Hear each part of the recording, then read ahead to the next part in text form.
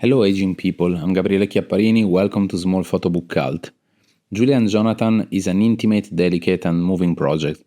When Jonathan was born, the photographer found herself for the first time in her life with a brother, having to share Julian, her father, with someone else. This project is therefore a portrait of a family that grows, ages, and evolves in search of balance.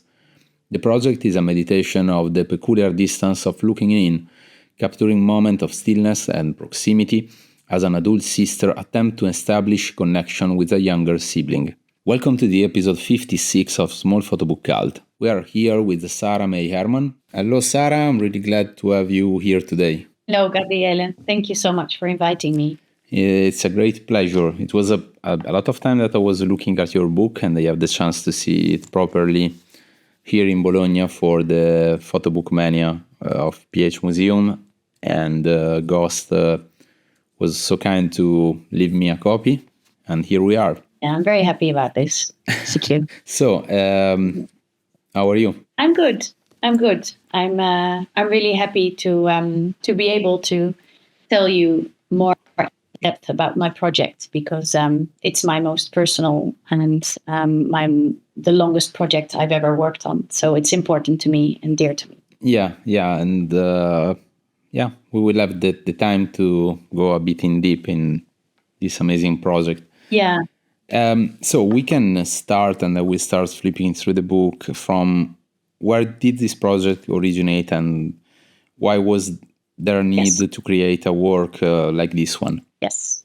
Oh, sorry, that's the question, right? This is the question, yes. Why? Yes. Sorry. So actually, I started to study photography in 2001 at the Royal Academy in The Hague. And that same year, my father had a son. So I grew up as an only child. And then I became a sister to my half-brother, Jonathan. And I didn't really... when I started at art school, I didn't plan to photograph him, but I started to photograph him because, of course, it was quite cool to now have this little brother.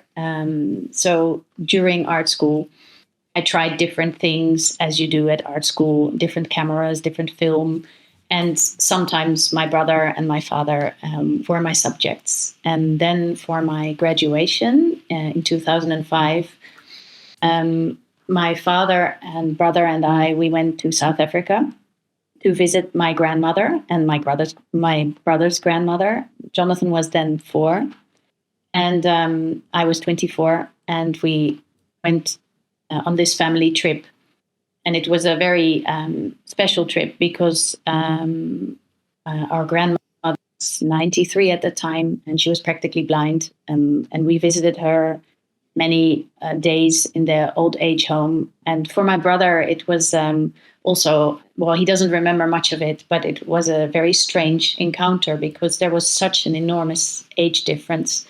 As my father was 56 when he had my brother, and then his grandmother was almost 90 years older than he was at the time. So during that trip, I took photographs of my half-brother, my father, and my grandmother. And that's actually where the project officially started, because when I came back from the trip, I decided to show part of it in my graduation show. At KBK. Yes.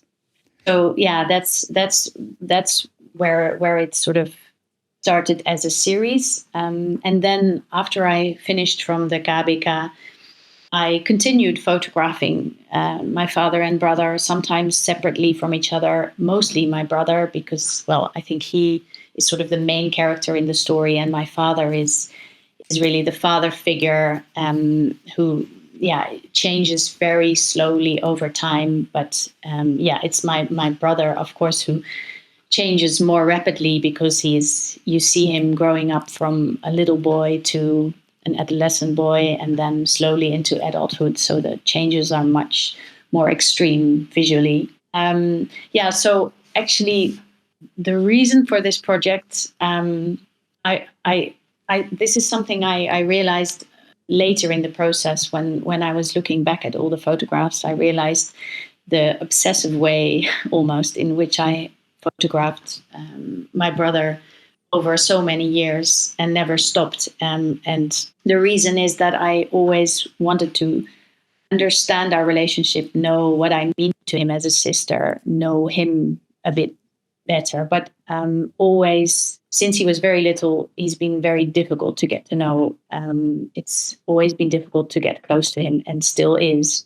So in that sense, the project is an endless exploration of, me attempting to get closer to him and know what we are in this family dynamics, and know what I mean to him, and also very much about the changes of me being a sister, both a daughter and a sister.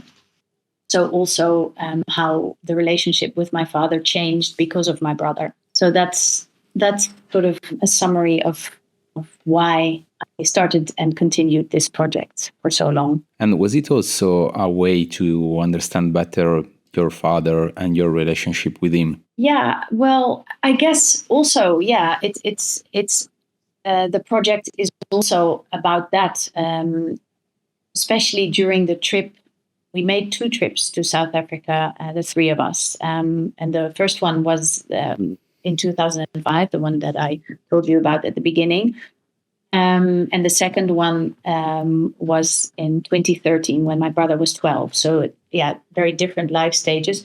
But during these trips, I felt, because I was with them for 3 weeks and we were around each other all that time. So I felt the shift of the dynamics and how different it is to be with 3 and also me being with 2 men, which, it made me sometimes realize that, I as a photographer of them also, I sometimes felt like an outsider. And this is something that I also did myself, of course, because by photographing them, I had to place myself outside of, you call it, the scene.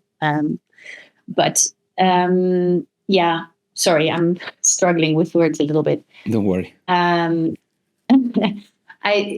think the relationship with my father has changed over time, also because of my brother, and this has to do also with, that now I share my father with someone. We now, I discuss things with my brother when we worry about certain things, and the other way around. My father worries about my brother sometimes, and then we talk about that. So, it's to share a father is a very different experience than beforehand, until I was 20, where I was always the only child. So, that's definitely changed the relationship over time. And speaking a bit about your images, it seems that your way of creating images is designed to focus the viewer's gaze on something meaningful by removing anything that might be a distraction. How do you build your visual idea, and why? My when I take photographs, it's usually it's a mix between very intuitively what's actually happening. So I never in advance know what I'm going to do. But of course, with my brother and my father, I ended up most of the time at my father's house, in the garden or in the living room, or, in South Africa, that was different. But in general, of course, I know where I'm going and I know what the house looks like. But it was every time I would have to try and find something new. When I see them, I will just observe what's going on. How are they with each other? And then I will choose a spot to photograph them, set up my camera, because I use a medium format camera. I shoot on film with a separate light meter. So it's quite a slow process. At least when I photograph inside, I always use a tripod. Outside, not always. But so I will choose where the photograph will be taken. Then I set up my camera, and then my brother and father, or separately, will pose in front of the camera.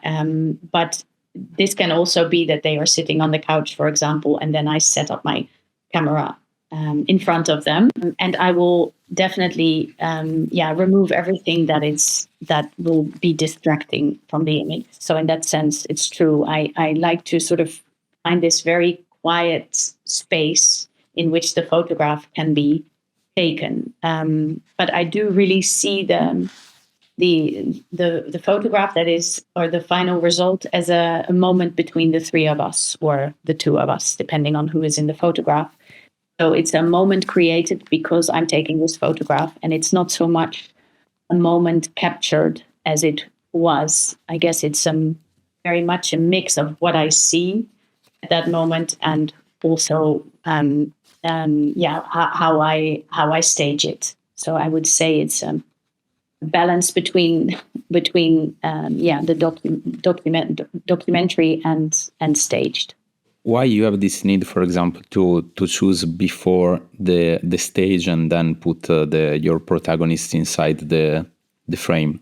It's not always like that, because, for example, I see a photograph of my brother now lying in the mud with his big toy gun next to him. This was a moment where he was playing, and then he was sort of and then I saw it and okay, wait, can you do that again? So in that sense, it's not that I always first set up my camera and then the person comes into the image. It is both. But in the house, for example, I will see where the light is, where the light works well, and then I sometimes will say, oh, can you just do that, or sit there again, or can you stand here? So I usually try different things.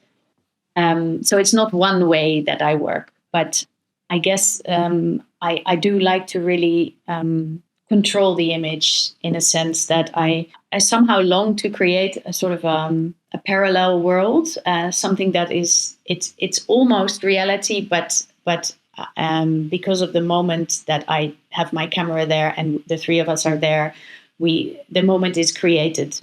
So it's not, in that sense, it's not the reality as it is, but it is a world as I like to see it, a sort of quieter version of reality. I don't know if that's a good explanation, but. And how much did being part of the family help you in your research, and what difficulties did you encounter during the process? What I found most difficult during the whole process is the fact that my father and brother, they are my direct family, so it's extremely personal. Sometimes there were very difficult times where my father was not doing well, where he suffered a depression, where my brother was not doing well. So there were a lot of emotional situations involved, and a lot of there were difficult moments in life, of course. And because I continued the project, these difficult moments also became part of it. And I was always thinking, okay, how much can I show? How much can I say? Also now talking about it, I feel very responsible for the people I photograph, and in this case, for my father and brother, because the project, of course, is about them, and these emotions you see are real. But my photographs show a side of them, of course, but it's not as I said, a document of how they are in every case, or how their life is in general. It's more my view of them, and it's more about an older father and his young son. And that's what I always hoped to reach with this project, is that it resonates on another level, and that people recognize certain things about family dynamics, the difficulties of growing up, of having to let go of your child, and how my father and brother also slowly in this series, you see them grow apart. It's about all these themes, but the difficulty always was the fact that it's my own family. So I guess I could never really completely leave it as my project and then continue my life and then go back into it, because I'm also part of it. I hope that sort of explains what I want to say. You decide to don't create really loud images. There are a lot of quiet in your pictures. Yeah. You decide to portray some moments that are really a bit oniric. So what is the role of this kind of portrait, and what is the role also of silence in your images? Yeah, that's a beautiful question. I think my photography is always very silent and quiet, which has a big contrast with how I am as a person, with how I have an extremely busy mind, which never stops thinking and worrying. So there's an extreme contrast between who I am as a person and how I experience life with the work I make. But yeah, I think I just have a very strong longing for stillness and this sort of, well, as I mentioned earlier, this sort of parallel to reality, the way I want to hold on to the things in life that are dear to me, the things I find beautiful in people. And also, I think being afraid of losing things over time. So for me, photography is also a way to somehow try and get a hold on the passage of time, which of course is not possible. But I think it's like a sort of, what would I call it? A space where I feel safe, creating a space of quiet and contemplation, and a space where people are really withdrawn in their own worlds. It's just something that I'm really drawn to. So I think that's why my work also, why that's why my work is so quiet. But it's always difficult to. I'm probably not the best to explain this part about my work, because I don't do it consciously. Yeah, of course. Like, it's kind of an unconscious process that you. Yeah. In the book, there are a lot of portraits of your father and your brother, but also you decide to include some other pictures of nature, or in this case, on the right, we have this. Is it a zoo or what? No, it's this was a trip to South Africa. I went there together with my father, just the two of us, 1.5 years ago. And because my father was born there, and it was really important to him to go back and see old friends. And because my father, he has Parkinson's, and so he has trouble walking, and so he cannot travel by himself. So we made this trip together. And this was we were in the mountains, staying at a very nice place, and there were deer just walking around there. So it's not it's living there without a cage around it. And I was just walking around there, and this deer was there, and I just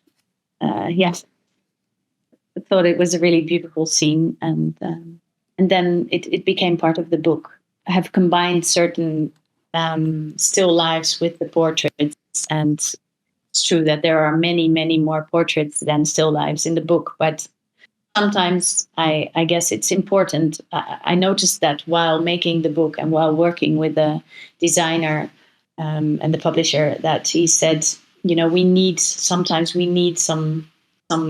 breathing space for the portraits, because they're quite intense and we need some context. So also while searching through my archive, I looked for all the still lives that were there, which were not so many. But during the trip to South Africa, I knew that this was going to be the final chapter of the book, or final part of the book. So I did focus also on the surroundings a bit more than I usually do. Yeah, but I also see a kind of, I don't know, I think this kind of image is also put on the book a kind of emotional context. Yeah, definitely. Yeah, they're not just breathing space, of course. They definitely. Yeah, I mean the still lives that I take, I somehow also see them as a reflection of the person portrayed, or yeah, they are you could see them as portraits as well in a way, maybe. Yeah, I also ask myself if that kind of pictures could be you, like because you are not in the book, but you are, because you are the photographer, you are part of the family. So in some way, it make me think a bit that it's a bit your space inside the book. Yeah, that's a really beautiful way of seeing it. I never thought of that, but that actually really makes sense, because I am present, but not physically. Well, in 2 photographs in the book, I am there, but yeah, you don't see me. Yeah, I think they add really a lot of. They add the context, of course, but also something that, as a viewer, you are a bit more free to wander around with your eyes, and I don't know, put a bit of yourself inside that kind of frames. Yeah, I think that's a beautiful way to approach it. And as your external role allowed you to discover or investigate something that would otherwise have been inaccessible to you, I will take one more time again Peter Flugler as an example. He was able to ask some questions to his parents because he was the photographer of the project. So as a kid, he cannot do it, but as a photographer, he can. So because you in this book you have this kind of external role that is, you are the photographer. I want to know if I allowed you to discover or investigate something that you cannot do in other, like you cannot do being part just of the family. Yes, of course. Yeah, no, I mean the camera and being a photographer gave me a certain access to my own family, and I mean the moments where I'm photographing my father and brother, they always feel different from the moments that I'm just with them.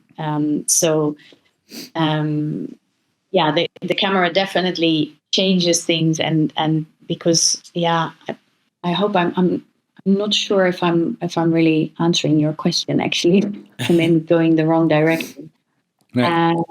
Is there, Sarah, something specific that you discover because you was like this external viewer of the family in that moment? Well, I don't know if I really discovered it, because I probably always knew, for example, that that although my father and brother, well, they've been closer and then more distant over time, they have something that really, something that they share that I'm not part of, as a father and son, but also that there's just always a painful difficulty of not really reaching each other. There's always, they've always had very separate lives as well, although they are part of the family. So I guess this being separate, so being in a family, but also being quite, there being a gap between them, is something that I really noticed by photographing them. But I'm not sure.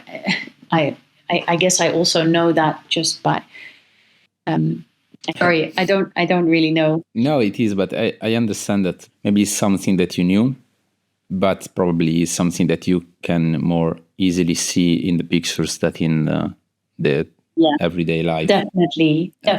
And it's something this is that I a really good point. Yeah.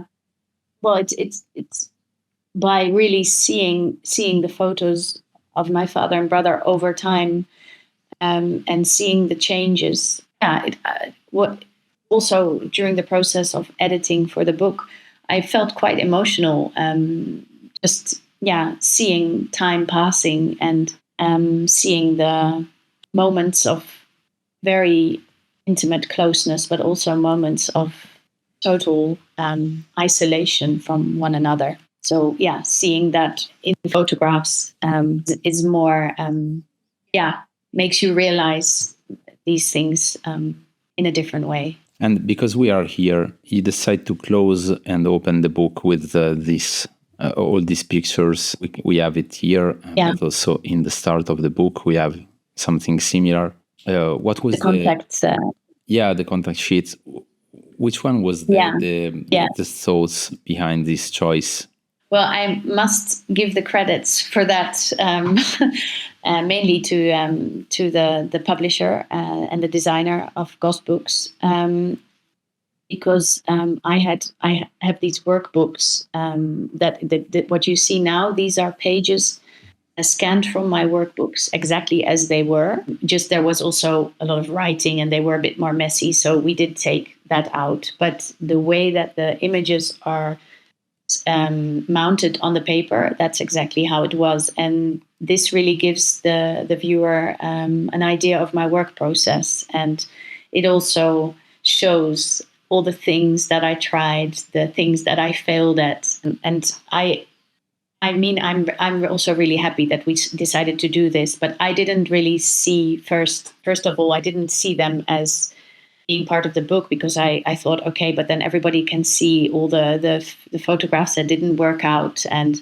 I'm not going to show something so personal, but seeing, once the whole design was done, I realized how important it is to give this, a sort of insight into the process. And the difficulty also of photography when you photograph the same people again and again, all the failure that it also involves. And why did you decide to leave some notes and some signs? Because we wanted it to be clear that it is part of my work process, that it's from my workbooks. But leaving everything, it became too bit chaotic and a bit messy. So we left just the ones that seemed to work. And then, also part of it is in Dutch, part of it is in English, because I wrote a mix of it.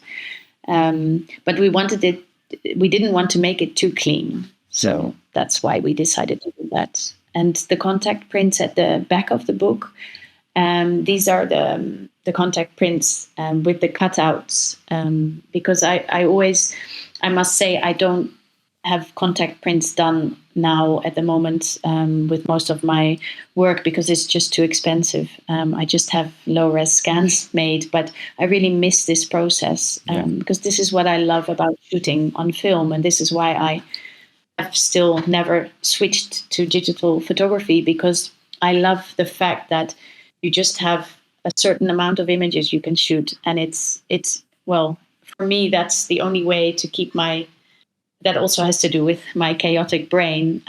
It gives me certain boundaries, and I need that. And I love cutting them out and then, sticking them or mounting them in a book and writing what my thoughts are. So, that's why to emphasize the analog process, we decided to put these cutouts in the back also, again, to show the process. And in the book, you see your father aging, your brother growing up. But at the same time, I also see you evolving as a photographer. From the first pictures to the last, there is, I think, a slightly big change in your way of taking pictures. Yeah. And I think it's something that really starts to be part of the project too. What do you think you change the most while doing this process in your photographic approach? Yeah, that's a really good question. This is also what made the process of the project difficult for me, is the fact that I had to go through work that I made during art school, go through work that I thought was not good enough. So that's it. This is just an answer to one of your other questions about what made it difficult.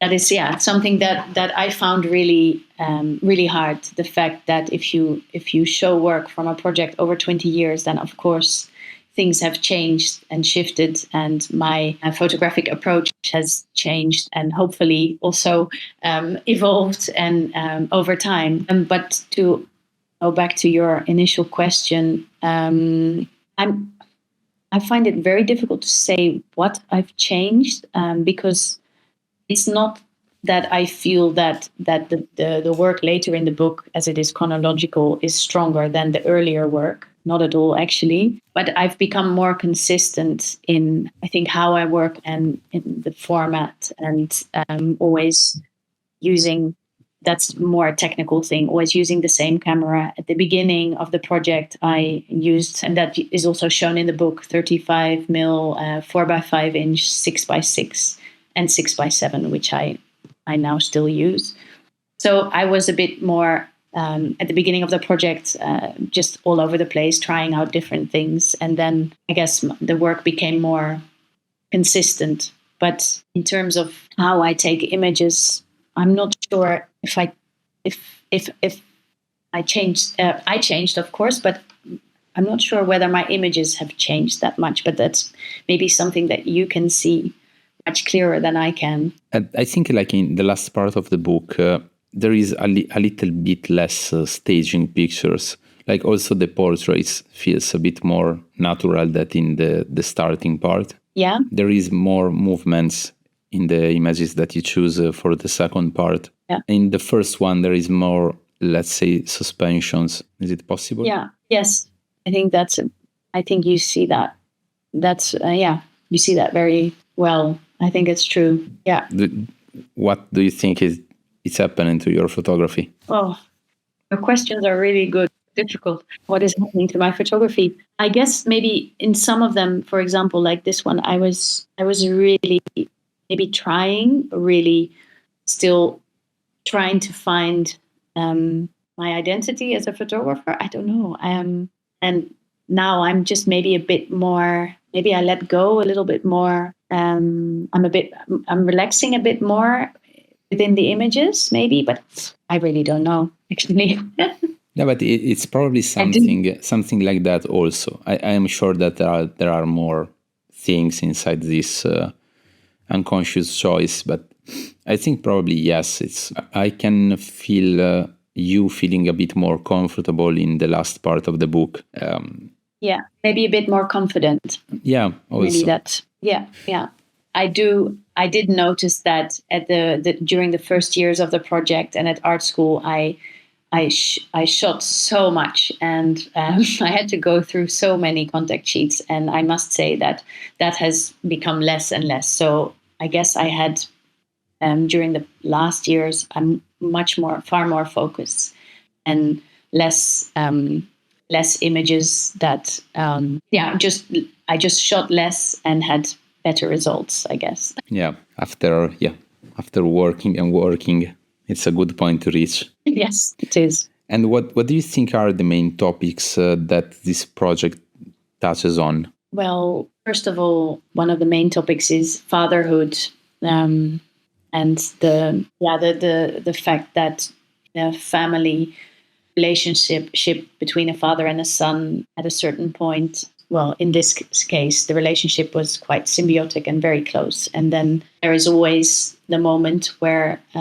it's inevitable that they have to grow apart again, and that the father has to let go. And it's about the complexity of being part of a family, of being close, but never fully being able to get close to the other or to understand the other, being in very different stages in life, and it's very much also about sharing a parent, about siblinghood. Not sure if that's a word, and it's very much about memories. My memories as a young girl, growing up, half with my father, half with my mother, because my parents separated when I was very young, and then also seeing the differences during the growing up of my brother, seeing the differences in the way my father raised him. And so it's also very much, I think, about that, about my memories and the changes over time while growing up, and the painfulness of it, but also the beauty. And when did you decide that this project was over? I haven't decided that it's over because I find it very hard to. I find it very hard in all my projects to end them. So I actually never do. Actually, I saw my brother yesterday. He came for dinner. I hadn't seen him in a long time, and he has a very long beard now. And I was thinking, oh, I really need to take a photograph of him again. And the same with my father. So, I mean, it feels in a way that the project is sort of, with the book, that's sort of the end of the project in a way, but I will still continue to take photographs occasionally of them. So it's ended and it hasn't ended at the same time. So there is going to be a second chapter in other 25 years. I don't know that, but there will definitely be some more images. Also, a few years ago, I started photographing Jonathan, my brother, with his partner Zenzi. So they've been together for about 4 years now. So I have let's say 6 months, I take a portrait of them.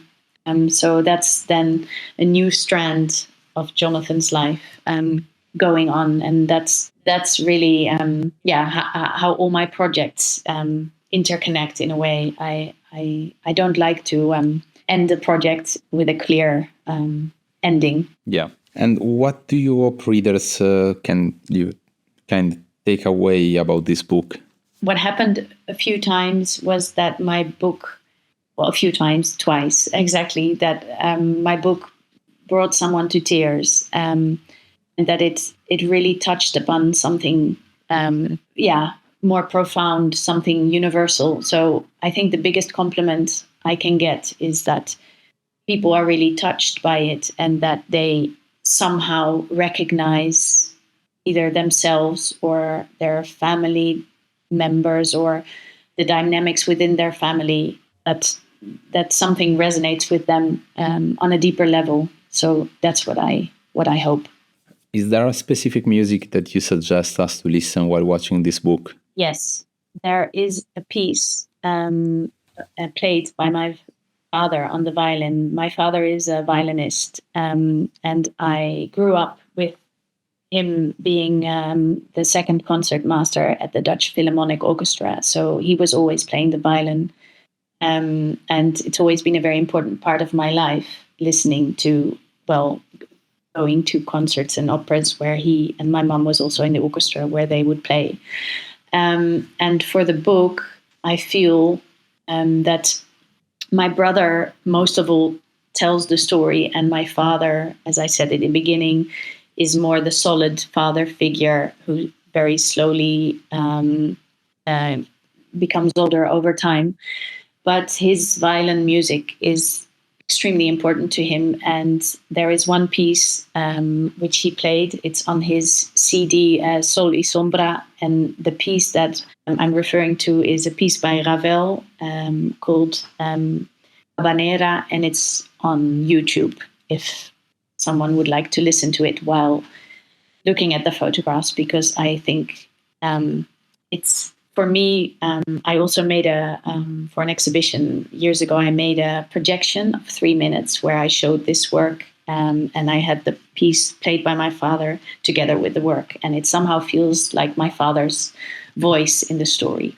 Is there something that you learn during the process of making this project that can help other photographers? Yeah, what I learned is if you feel very strongly about project you're working on, but you have moments where you think I'm going to quit, or you feel like it's too difficult, I would say just continue and believe in the fact that there's a reason why you're doing it, and trust your instinct, because I've had very many moments where I thought, who is going to want to see a project about my father and brother? It's so personal.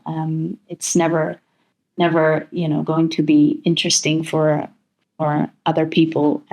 But I'm very glad that I just continued, although it was never very easy, or not always easy, never actually. So that's my advice. Don't stop. Can you suggest us a book or more than one to invite here in the podcast? Yes, I've got one by a colleague photographer. She's a Dutch-Hungarian photographer. And we recently swapped our books with each other. And her book is very beautiful. It's called Void. It came out in 2023. In a way, our work is very different since she doesn't photograph people and I do. But there is a certain desolate stillness in her work, which I'm really drawn to. And the book is a piece of art on itself. So, and her name is Sarah Mei Herman. And what is the title of the book? The title is Void. The title Void. is Void. Okay. Yes. And who is the publisher? I thought Void it was the publisher. Sorry. Yeah, that's a bit. I know that's the Greek publisher, right? Yeah. Yeah. No, her publisher is Hartmann Books, the German publisher. Okay. And now the phantom question, that is, ask yourself a question and give yourself an answer. Oh, I didn't know about that one. It's so difficult. Oh my goodness. Should it be a question that I've never thought about before? No, what you want. My goodness. I think that would be, does photography make me get closer to others? And the answer is yes. A really good question. Okay. Thank you. Thank you so much, Sarah. Thank you so much, Gabriele. I hope you can work with this. Yeah, of course. It was a really interesting episode about this beautiful work and book. So I'm really glad to have it. Thank you. I'm really glad that I can keep it in the archive now and share with others. Thank you so much also for your very beautiful and sensitive questions. Thanks. So see you soon, Sarah. See you, everybody. Hope you enjoyed this episode. And bye-bye from me and Sarah. Ciao. Bye-bye. Thank you.